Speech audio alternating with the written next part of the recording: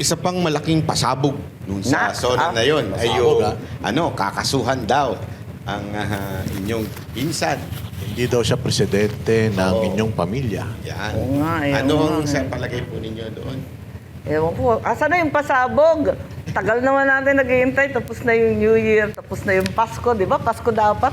Ano ba yun? Kung pasabog ba yun? Ewan ko. Pero Kayo, tingin nyo- anong bet ninyo? Sabi, gumagawa ng charges. Nagtataka nga ako, ang bilis-bilis kapag yung senador na oposisyon ng Turing. Bakit ito? Ang tagal-tagal. Sangkatutak na yung ebidensya. Kaya dami-dami na ng mga testigo. Ano pang inaantay? Parang yung sinabi niyo rin yan dati, madam, naaalala ko na sinabihan niyo si BBM na pangalanan mo na kung sino yung mga yan. Noon pa yon yung goods pa kayo eh.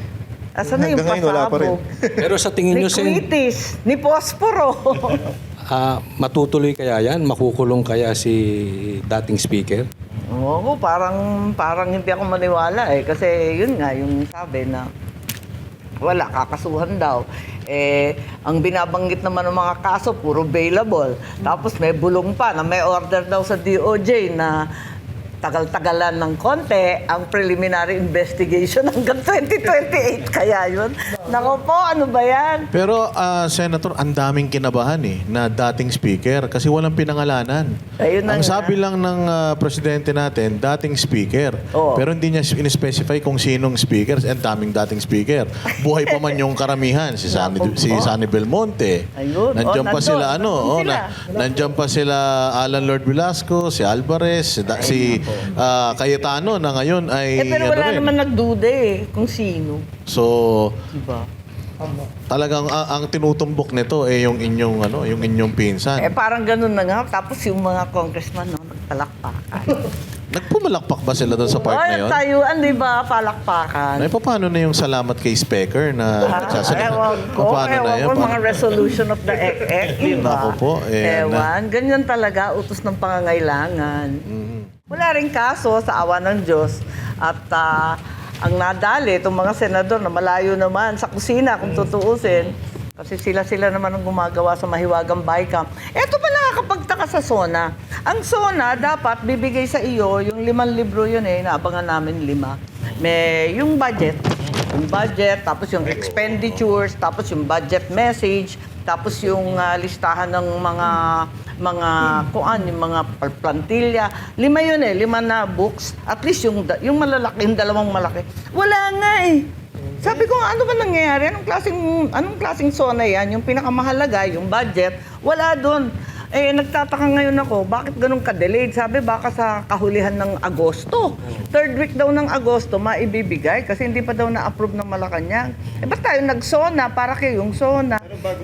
Bago mag-SONA, dapat binibigyan niya. Andun na dapat kasi aaralin na kagad yun First item yun most important bill yan That's the most important law. Ano ba pag-uusapan hindi na ibigay. Ang duda ko, walang koleksyon. Kasi talagang bulok nga yung negosyo. Ayan, napakatumal ng negosyo. Puros biyahe na lang yung mga Taipan. Alis ng alis, mas mura daw kesa sa malugi ng tuluyan. Ayan. Kaya nga wala yung budget Sabi ko nga, ano ba ito? Ba't tayo nagsonang walang bit-bit? Ito pa, Senator Amy, isa to sa pinakamatinding nabanggit ng inyong ading. Hindi raw siya ang pangulo ng inyong pamilya, hindi siya ang pangulo ng mga kaibigan, kundi pangulo siya ng taong bayan. Oo naman. Sino ba talagang pangulo ng inyong pamilya? At anong masasabi niyo doon? Kung nga maintindihan bakit pa sinasabi yun? Siyempre, totoo yun. Kung kakasuhan yung isang tao, ituloy mo na. Wala nang pananakot, wala nang paandar. Alam mo yun? Di ba parang parang rehash lang nung statement ni President Erap noon yun. Oo. Nung walang kamag-anak, Oo, kapatid, walang pinsan, ganyan, hindi ba? Parang ganun nga Ang hirap Kasi, ang inaasahan, pag, di ba, kasi 6-year term yan, first first term, syempre, sasabihin mo, maraming salamat sa nahalala ko. Tapos yung second year ng SONA, ilalatag mo, eto yung mga priority, ito yung nagawa natin, eto yung mga quick wins natin, nagawa naman natin. Ikatlo, ganun din, kasi mag-election, ganyan, magsasalita ka mga ganyan.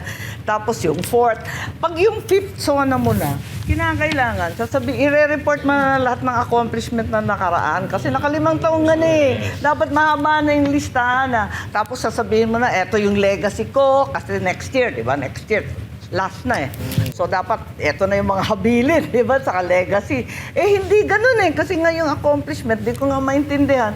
Binibida yung mga tulay na naayos, pinagkabit daw yung sirang tulay, yung mga sirang kalsada na buo. Talagang magtrabaho ng public works yan.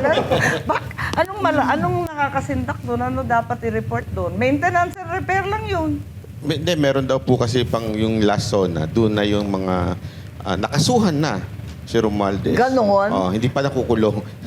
Susunod pa uli. Nakasuhan na naman. Nakasuhan na. Reserve pa lang. Reserve. Nakakaloka nga. O kaya nasimentohan na. Nasementahan na. Hindi pa Talaga, natutuyo, promise hindi pa nagagamit. Lilibing na yun Nako Parang may content pa sa 6 SONA. Ewan ko. Hindi ko nga maintindihan. Nagdududa nga ako. May kota kaya sa senador? Parang ganun Anyway, talagang medyo disappointing. Ayoko nagsasalita ng ganito kasi sa totoo lang, inasam-asam namin ng halos 4 na dekada.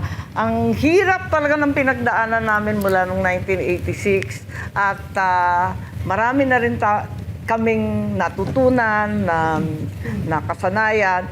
At least may experience na kami, hindi na dapat nauulit yung mali, kaso, sinayang yung second chance, nakakasama talaga ng loob.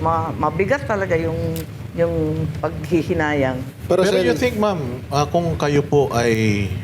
kasi noon, nung eleksyon, natatanda ako, magiging super ate kayo, kanyo Ngayon, sabi ko Talagang nga, aalalayan nyo siya Yun yung gusto nyo mangyari. Kung kayo ay hindi kayo, kumbaga parang, for the lack of better term na echepuera, sa tingin po ninyo, magaguide nyo ng maigi yung inyong kapatid. Hindi sana tayo. hindi ko naman sinasabi na alam ko lahat. Pero at least, yung mga priority ng tao, ng ordinaryong tao, na siya rin ang tinuro ng aking ama, dapat unahin yun. Unang-una yung peace and order.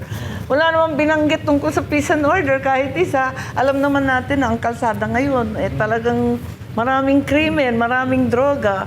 Isipin mo, 14 years old, 12 years old, nananaksak, nababaril. Paano ka naman yan? Talagang there's something wrong, hindi ba? Tapos yung droga, ang mura na. At meron na naman tayong drug highways. So, sana at least, pinaka-basic yun. Hindi ka pwede mangalakal, walang negosyo, walang kita, walang trabaho kapag walang peace and order. So, nang nag-i-invest sa Pilipinas, tapos yung trabaho, dapat tutukan yung trabaho talaga Wala talagang kikitain at habang walang sweldo, syempre, tataas din ang krimen, ang pagnanakaw. So, Actually, ma'am, nararamdaman namin yung nararamdaman nyo. Kasi ngayon po, nararamdaman ko, nang hirap magtanong sa inyo na binabanatan yung kapatid nyo. Sa totoo lang po, nahihiya kami. Sabi ko nga, paano kaya ninyo natitake yun na meron kayong kakayanan? Alam nyo po, madalas ko sabihin dito na kung meron mang nakakuha ng talino't galing ng inyong ama, definitely hindi po yung kapatid nyo, hindi kayo. aray ko. Totoo po yun At alam ng lahat ng tao yan. Kaya lang, medyo, yun nga, ang naging presidente siya. Yeah. At masakit na Bakit talaga? makita na pumapalpak na maari naman, tama kayo ilang taon yung tiniis, dekada. Yeah. Ngayon, may tatanong ko sa inyo to noon paano kaya may aahon uli ang pangalan ng Marcos? Wala, kaya nga, ano ba ito? Hindi ko nga masagot yan kasi hindi ko rin alam ang sagot. Dahil hindi maganda ito nangyari sa Marcos 2.0, Hindi talaga maipagmamalaki at hindi na ituwid yung mga mali. Apakasama talaga ng mga pangyayari. Ang nakakatawa lang dun sa SONA,